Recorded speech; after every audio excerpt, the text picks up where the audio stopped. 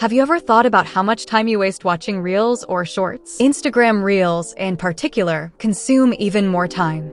That's exactly how the marketing system works. The platform notes what kind of content you're consuming and keeps showing you more of it. This benefits them, not you, because you're wasting your time.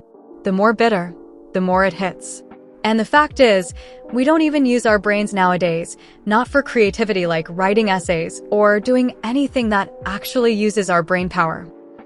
We rely on AI for everything. That's how our brain starts to drain, and with time, you'll realize just how much you've wasted. Today, I'll share some actual techniques to stop doing those kinds of things and save yourself. If you use these tips, you can actually get better in life. And I'm not going to talk about screen time. It's deeper than that. When you're scrolling through your phone, TikTok, Instagram, YouTube Shorts, your brain isn't resting. You think you're relaxing, but mentally, you're getting more tired. You're feeding your brain tiny slices of information over and over without letting it digest. This video and everything I'm going to share is not from ChatGPT or any AI tool. These are based on my own personal experiences and observations. The pictures used in the thumbnail and video are from Pinterest. If I've used any of your images, feel free to contact me. Check the description for more info. First tip, resting. Sometimes we feel exhausted and decide to scroll, but the worst part is that we don't set a time limit. Then we end up scrolling for hours. Let me talk about my experience. On my personal Instagram account, I used to watch reels and waste a lot of time, especially after my exams ended. But when I finally opened my eyes, I understood how dangerous this was for my brain. I wasn't learning anything. There was a time I asked myself, why would you compare your beauty to random people online?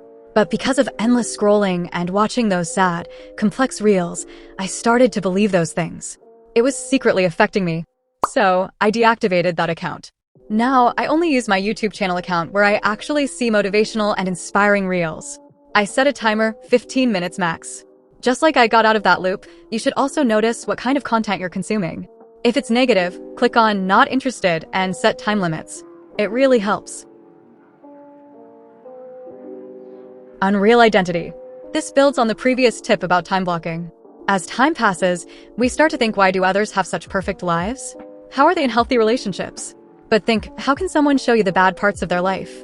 When you're scrolling, half of the negativity comes from the comments. Have you ever thought about how damaging comments can be? Not all, but I've seen comments like, God has favorites or life is unfair.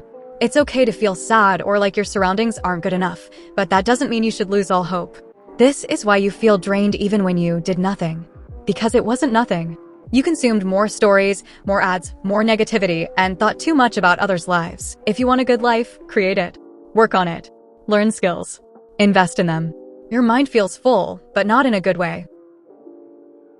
The mental hangover. This leads to what some psychologists call dopamine fatigue. You're constantly triggering dopamine, the feel-good chemical. But remember, the things ruining you can sometimes look like heaven.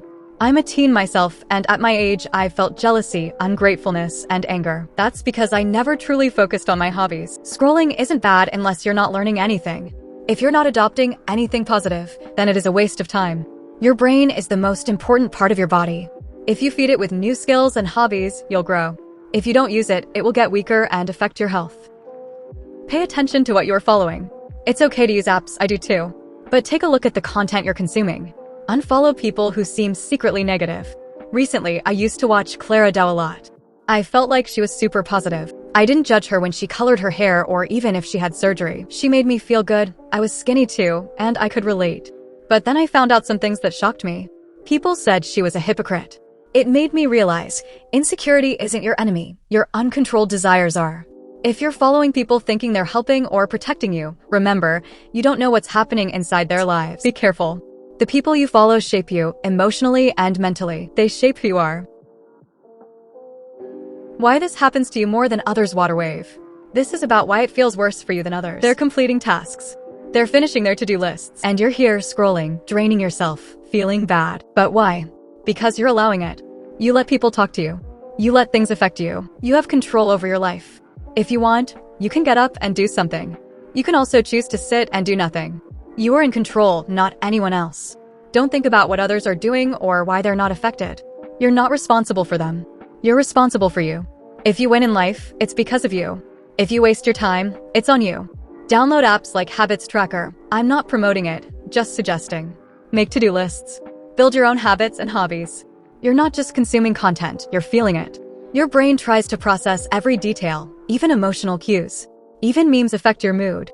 All that takes energy. That's why you burn out quickly, even after 20 minutes of scrolling. So, what should you do instead? Scrolling isn't evil, like I said before. What's dangerous is what you're consuming. Unconscious scrolling?